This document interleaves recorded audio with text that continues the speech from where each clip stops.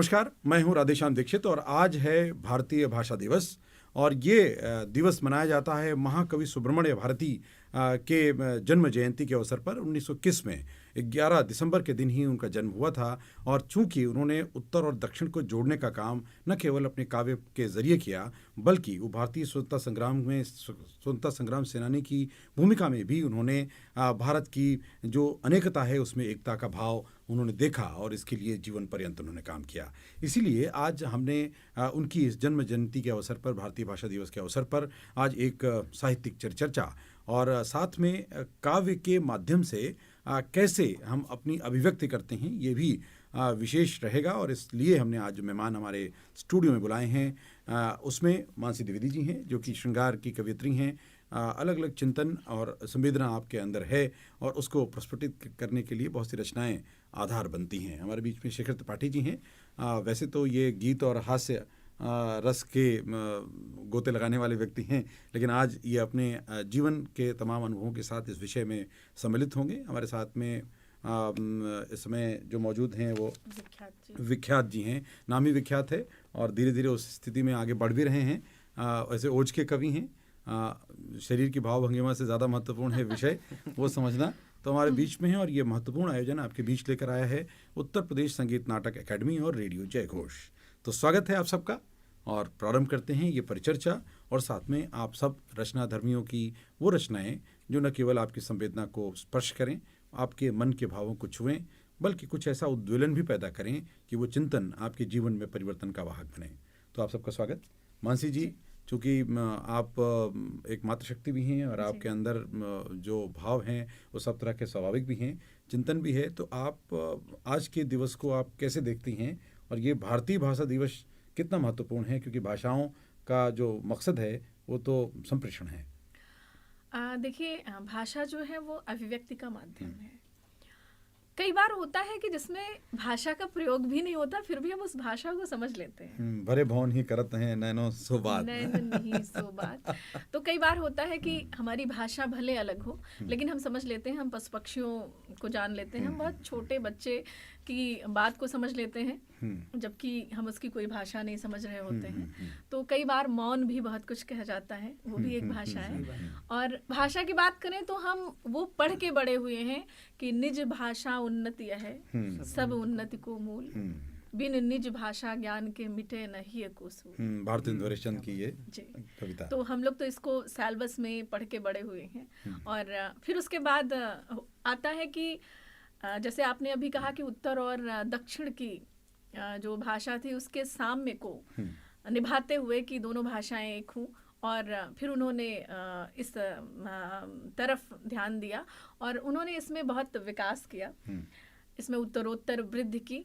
तो वास्तव में जो भाषाएं जब मिश्रित होती हैं ना, तो उसका जो मज़ा है वो बहुत अलग है, क्योंकि हम रसास्वादन बहुत अलग तरीके से कर रहे होते हैं। कई बार जैसे होता है ना कि हम कहते हैं कि नहीं, हम बहुत विशुद्ध वाचन करते हैं, बहुत अच्छी हिंदी बोलते हैं।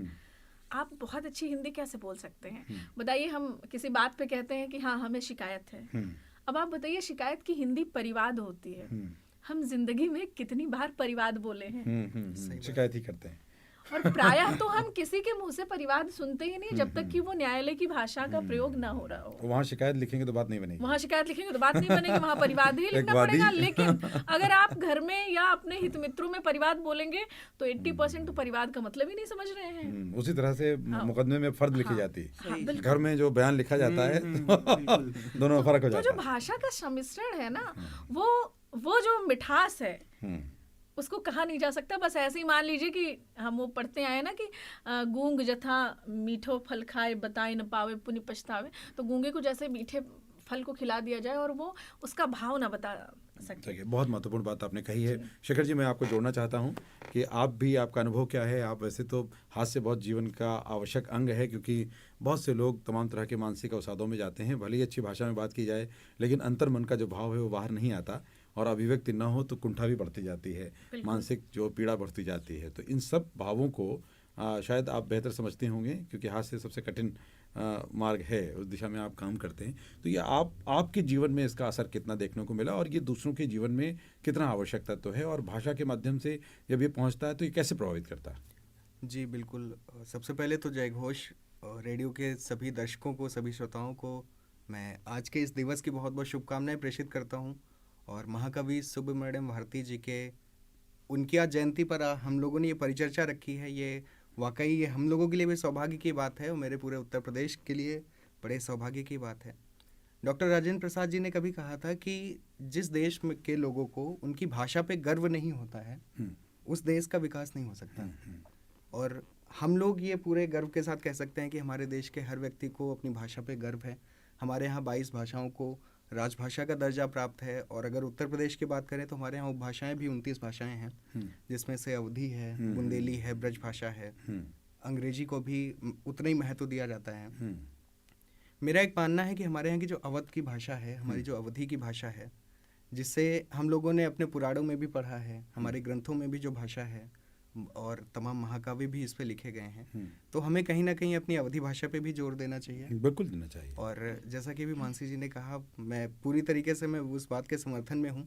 और आने वाले समय में जिस तरीके से आज ये जो आयोजन हो रहा है किसी भाषा के उत्सव पे, तो ऐसे आयोजन वैसे होते रहने चाहिए, मेरा ये मानना है। बहुत महत्वपूर्ण बात की है। जब बात अवधि की होती है तो ये गर्व का विषय होना भी चाहिए। आप जिस क्षेत्र के, जिस जन्मभूमि पे आप जन्म लिया है आपने, वहाँ की जो भाषा है वो मातृभाषा है और बोली है तो वो भी आपकी भाषा है। वो तो शेड्यूल में आना, सूची में आना ना आना, ये तो संवैधानिक विषय है, लेकिन आपकी तो मातृभाषा है वो। हम उसको संवैधानिक आधार पर बोली बानी में बदलते हैं, लेकिन अपनी बोली बानी का महत्व, उसका मिठास और उसकी जो असर है वो अलग होता है। तो अब ये जब आप रचनाएं करते हैं तो उन रचनाओं में अपनी जो मातृभाषा है उसका प्रभाव कितना होता है और या उसमें आपकी संप्रेषणता कितनी होती है?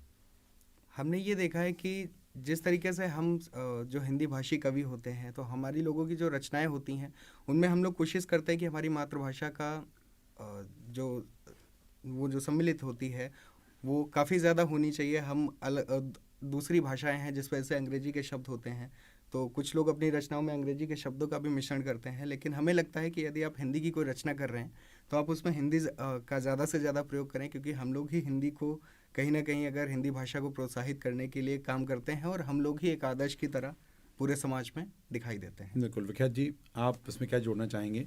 क्योंकि मुझे लगता है कि आप जैसे कवियों को भाषा में ओज की बात लानी पड़ेगी ताकि ओजस्विता जो और तेजस्व जो है वो बढ़े, और जितने भी ऐसे लोग हैं समाज में संवाद के माध्यम से दुनिया में तो कारोबार कर रहे हैं, उनको भाषा, आजकल तो होर्डिंग्स में हिंदी आ गई है, लोग अब लिखने लगे हैं, काफ़ी पढ़ने लगा है। पहले सब कुछ अंग्रेजी में होता था, लेकिन ऐसा नहीं है कि भाषाओं की अहमियत, जिसमें कारोबार ज़्यादा हो रहा है, कारोबार में तो हमेशा, जैसे हम लोग भी मंच की कविता में कहते हैं कि जब जिसमें कारोबार होगा, जिसमें हमारे श्रोता जो है प्रभावित होंगे, हमें ध्यान रखना पड़ेगा।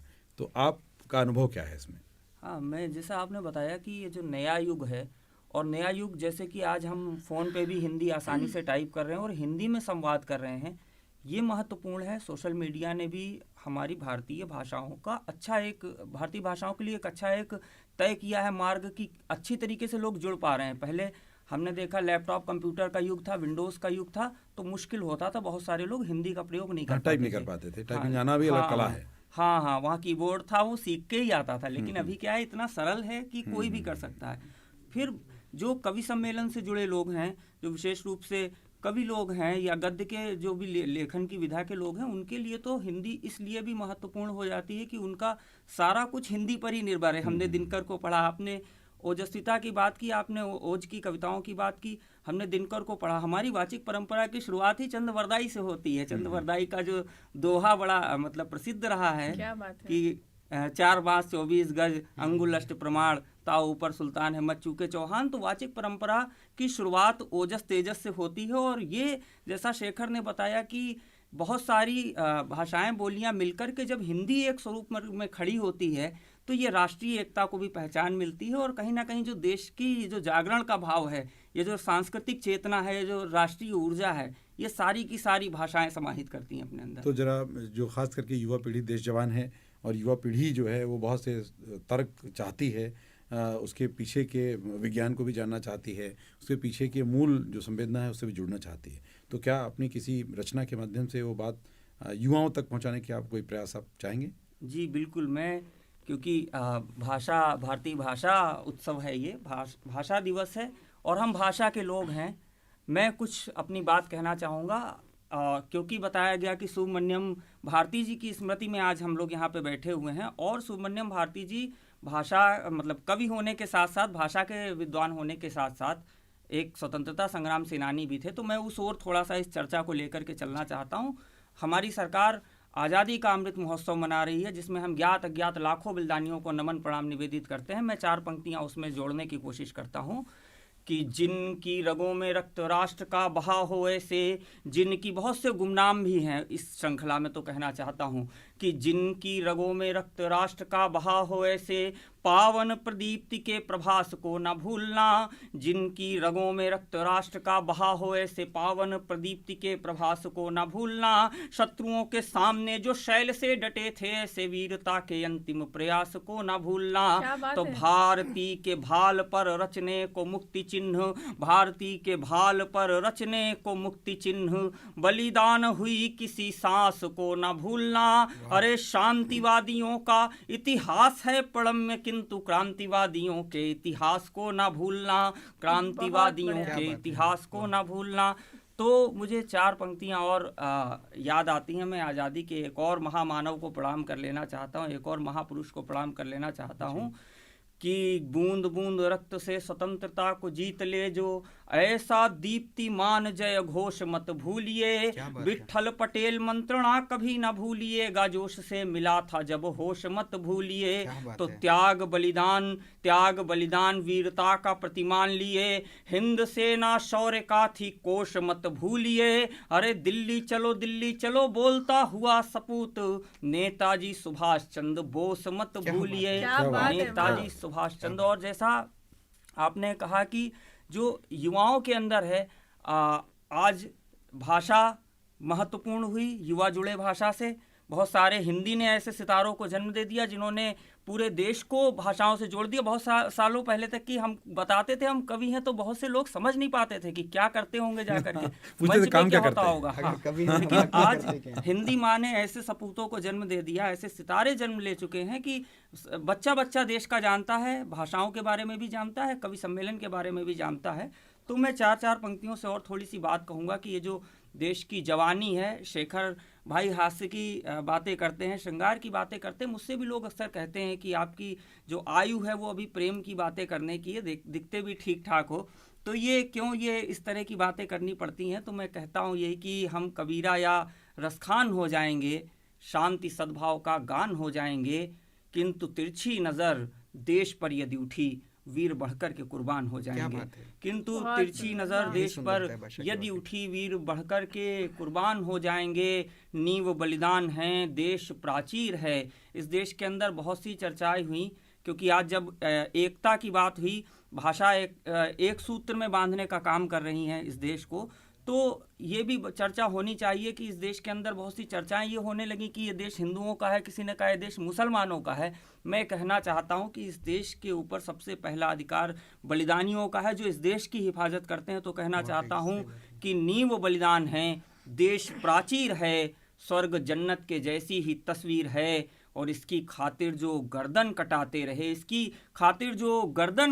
रहे, देश ऐसे शहीदों की जागीर है, देश ऐसे शहीदों की जागीर। बहुत सुंदर, बहुत धन्यवाद। जय हिंद। विख्यात जी ने आधार बना दिया, क्योंकि आज सुब्रमण्य भारती जी को हम याद कर रहे हैं, तो वो एक समाज सुधारक भी थे, वो एक चिंतक भी थे, वो देश को जोड़ने के प्रयास में अपनी आहुति देने वाले एक से व्यक्तित्व भी थे, और कवि तो थे ही, और दक्षिण से उत्तर तक जोड़ने वाले उनकी जो कविताएं हैं, रचनाएं हैं, उनकी बड़ी भूमिका रही है। आप दोनों कवियों की एक रचनाओं से मैं जोड़ूं, फिर एक छोटा सा अंतराल लेंगे और फिर हाजिर होंगे। मानसी जी, ये संवेदना की बात की इन्होंने, क्योंकि जब संवेदना को झनकार मिलती है, जब उसको उत्साह मिलता है, तो वो व्यक्ति जो शांति की बात करता है वो भी एक क्रांतिकारी बन सकता है, और एक क्रांतिकारी एक संवेदना से जुड़ जाए तो मानवीय गुणों से पोषित होकर किसी के लिए वो जीवन कुर्बान कर सकता है। तो आप संवेदना के स्तर को बढ़ाने में भाषा की भूमिका कितनी? संवेदना के स्तर पर भाषा जो है ना, वो ऐसी है कि जैसे ये मान लीजिए कि हम जब परपीड़ा को देखते हैं ना, तो कई बार ऐसे होता है कि वो स्वपीड़ा में परिवर्तित हो जाती है, और कल्पनाशीलता में आप उतना अच्छा नहीं लिख सकते जितना कि आप भोगे गए अभिव्यक्ति से, सत्य अनुभव से। में लिख सकते हैं। अनुभव आपके अगर हैं तो आप संवेदना बहुत अच्छी लिख सकते हैं। तो आपकी रचना अपेक्षित है यहाँ पर जी, कि जो पर पीड़ा से पोषित होकर के आपके अंदर की स्वतः पीड़ा बन गई। मैंने एक लिखा कि सहज विश्वास में हमने बड़े दुख द्वंद पाए हैं। सहज विश्वास में सहज विश्वास में हमने बड़े दुख द्वंद पाए हैं। ये अनुभव हैं, समझना मत कि केवल छंद गाए हैं। क्या बात है। क्या बात। ये अनुभव हैं, समझना मत कि केवल छंद गाए हैं। और जिन्हें आरोप तय करने की इतनी शीघ्रता है वो तनिक समझें कि पतझड़ बाद ही मकरंद आए। क्या क्या बात बात है, है, क्या क्या बात है, बात है। वाह। बहुत सुंदर, बहुत क्या बात सुंदर। मैं जोड़ना चाहूँगा शेखर जी कि आपकी भी कोई रचना जो इस विषय को आगे बढ़ाने में भाव का आधार बने, तो मैं चाहूँगा कि आप भी उसको रखें और साथ में जोड़ें, ताकि हम सुब्रमण्य भारती जी को न केवल श्रद्धांजलि दें बल्कि समाज को दिशा भी दें। बिल्कुल, मैं अपनी एक रचना यहाँ पर आप लोगों के समक्ष रखना चाहता हूँ। मुझे ये मालूम है कि जिस तरीके से हम लोग हिंदी भाषा को बढ़ाने का काम करते हैं, कवि सम्मेलन के मंचों से जो प्रयास किए जा रहे हैं हम लोगों के ज़रिए, तो कविता की परिभाषा को मैं एक एक पंक्ति के माध्यम से मैं कविता की परिभाषा को परिभाषित करने की कोशिश करता हूँ कि जब जब सन्नाटे चीखे हैं। आखिर कविताएं कब जन्म लेती हैं हमारे मन में? बिल्कुल बिल्कुल। कि जब जब सन्नाटे चीखे हैं, जब जब छाए हैं अंधियारे, जब जब दुनिया की नज़रों में हम हुए बेचारे दुखियारे, जब शून्य पुरुष निर्बलता का आभास कराने आते हों, जब जब अनपढ़ और अज्ञानी अभ्यास कराने आते हों, जब संख्याओं के संगम पर बेमोल बिके अनिवार्य अंक, जब जब पानी स्याही जैसे माथे का बन जाए कलंक, जब जब पागलपन शून्य हुआ, हाँ तब तब गाई है कविता, होठों पर आई है कविता, होठों पर आई है कविता, होठों पर आई है कविता, बहुत सुंदर। होठों पर आई है कविता। संवेदना के स्तर पर आप जितना भी बढ़ते जाते हैं उतना ही आप मानव बनते जाते हैं, क्योंकि मानवीय गुणों से पोषित हुए बिना संवेदनशील नहीं हुआ जा सकता, और संवेदन शून्य व्यक्ति जो है वो किसी और के भाव को पढ़ सके और उसको अभिव्यक्त कर सके, ये संभव नहीं है। तो ये यात्रा हम आगे बढ़ाएंगे। एक छोटा सा अल्प विराम और फिर हाजिर होते हैं, और फिर आज भारतीय भाषा दिवस पर न केवल ये चर्चा बल्कि ऐसी रचनाओं का संगम भी आपके साथ साझा करते हैं।